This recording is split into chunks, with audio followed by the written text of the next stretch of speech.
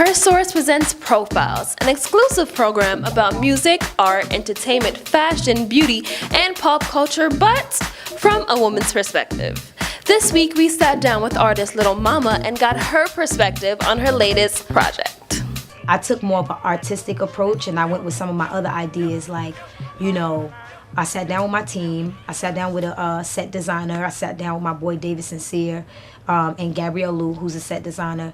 And we pretty much just came up with transitions from point A to point B, but that started with just a color palette. Like, what colors are you thinking? I said, I want to feel pretty. I want to like, pinks, I loved it. I want to do soft, being a Libra and pink being my stone for October. I don't really wear a lot of pink like I used to when I was younger, but I said, let's do something pretty. And I don't stop there. I don't stop at just pretty. Like, that's not good enough for me. I think that greatness is very important. I feel like artists like Missy Elliott, who really set the bar when it comes to visuals, especially for females in hip hop, I have to come with it because she's done so much for our culture that I can't let that die. So I just played with my imagination and wanted to bring an amazing piece of art. I'm inspired by different artists. Growing up, my mother, she listened to Anita Baker, she listened to Stephanie Mills, we listened to James Brown, we watched Michael Jackson all the time. And so that singer, that artistic element from the R&B side is definitely there.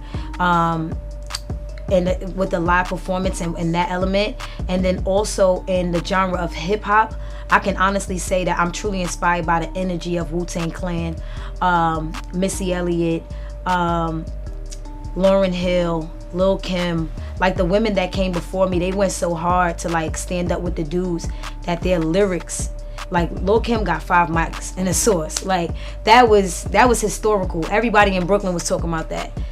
She was like, I'm back with a classic now. Give me, was it 6 mics? Yeah. I'm back with a classic now. Give me 6 mics. And it was like, yo, she's ferocious. And what I learned from Kim more so now than then is that it's okay to be sexy. But while you're being beautiful and sexy, make sure your lyrics is all the way up to par and that you're killing the game with rap. So I love that about her. I think that for me, putting out my first album, I put out my first album in 2008, April of 2008, and that was fresh off of my mother passing of cancer in December 2017. So I didn't really get a chance to be artistic and be creative and really do all that I wanted to do. I did more of taking direction and creating music videos for the songs that I created for my album and completing the album itself. And the pressure that came with that, being so young, I don't remember having this space where I was like super creative and like getting my stuff out there the way I wanted to. I kind of remember just like, let me hurry up and just finish type of thing. And now I think I'm definitely ready to put out a classic album again, because my music, like I said, is so eclectic. You'll hear a song like a Lip Gloss, and then I have a song like Life on one album. And I recently met with this young girl who was like, yo, I was in the system. And when that song came out, I was going through it. And you were there for me through your music, and I kind of feel like a part of me feels like I left them abandoned, because those type of stories need to be told, and people need to feel like they have someone who, outside of the glitz and glam, could get dirty and tell a story that's truthful and honest and relate to real people. And so with this album, I feel like I'm just being me.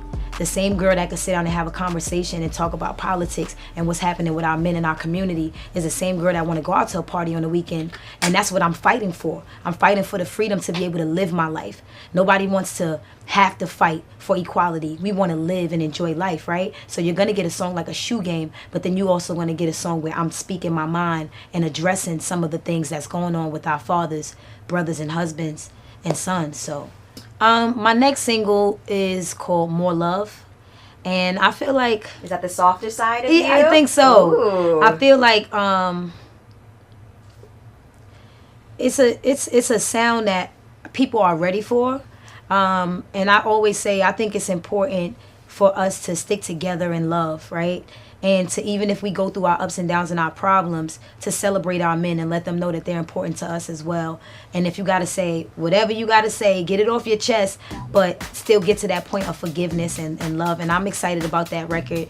As of right now, my album is untitled, and that's only because I want to make sure I call it what it is and not rushing into a name just to fulfill the moment, but more so to fulfill the project once it's complete.